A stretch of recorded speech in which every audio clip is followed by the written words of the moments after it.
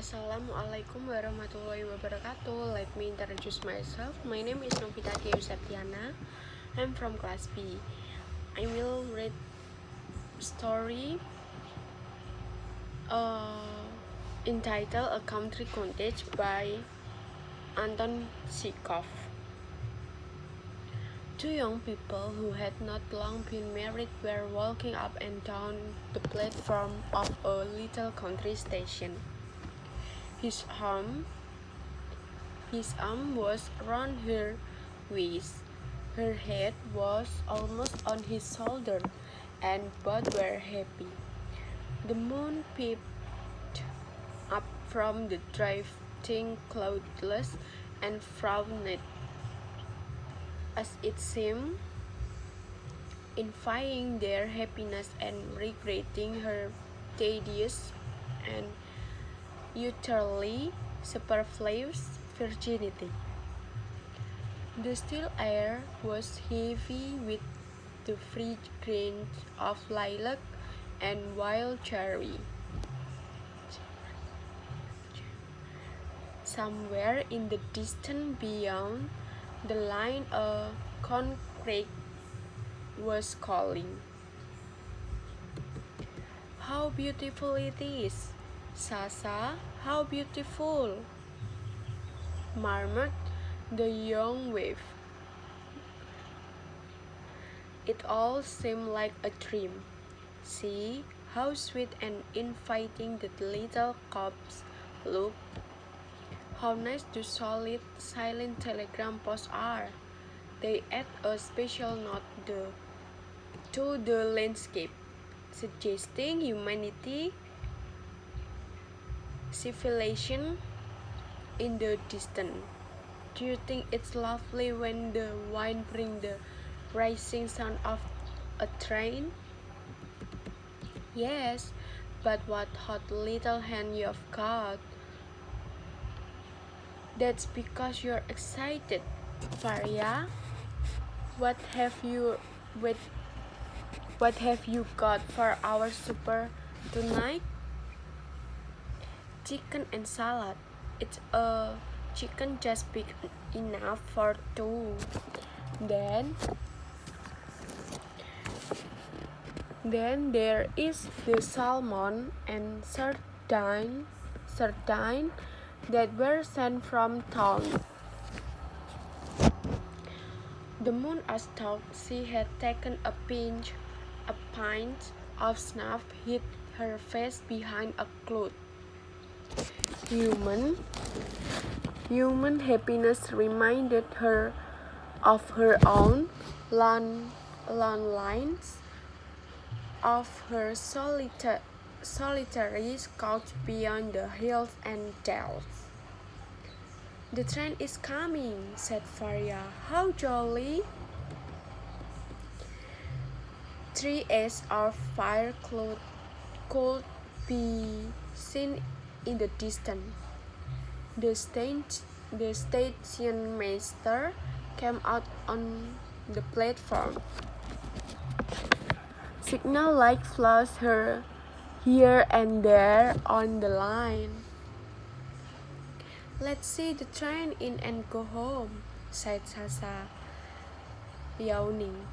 "What a splendid time we are having together. Faria is so splendid. One can hardly believe it's true." The dark monster crept noiselessly alongside the platform and came to a standstill. They caught glimpses of sleepy faces, of heads and shoulders at the dimly lighted window. Look! They heard from one of the carriages. "Faria and Sasa have come to meet us. There they are. Faria, look!" Two little girls came out of the train on and hung on Faria's neck. They were followed by a stout middle-aged lady and a tall, lanky gentleman with gray whiskers. Behind them came two schoolboys laden with bags, and after the schoolboys, the governess, after the governess and the grandmother. Here we are, dear boy, began the whiskered gentleman, squeezing Sasa's hand. Sick of waiting for us, I expect. You have been pitching into your old uncle for not coming down all this time. I dare say, Kolya, Costa, Nina, Viva, children, kiss your caution, Sasa. We're all here.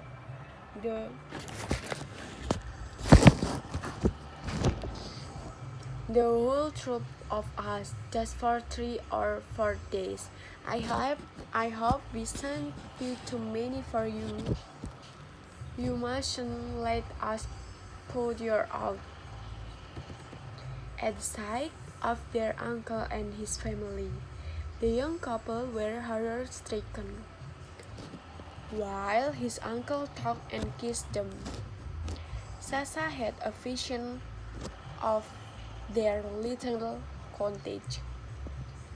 He and Faria giving up their 3 little rooms, all the pillow and bedding to their chests. The salmon, the sardine, the chicken all devoured in a single instant. The cousin plucking the flower in their little garden, spilling the ink, filled the cottage with noise and confusion. His aunt talking continually about her ailment and her papa's having been Baron von Feinstein. And Sasa looked almost with hatred at his young wife and whispered, "Is your death come to see, Tom?" "No, it's you," answered Faria, pale with anger. "They're your relation, they're not mine." And turning to her visitor, she sighed with a smile of welcome. "Welcome to the cottage." The moon came out again. She seemed to smile, as though she were glad she had no relation. Sasa, turning his head away to hide his angry, despairing face, struggled to give a note of cordial welcome to his voice, and he said, "It is jolly of you. Welcome to the cottage." Thank you. Wassalamualaikum warahmatullahi wabarakatuh.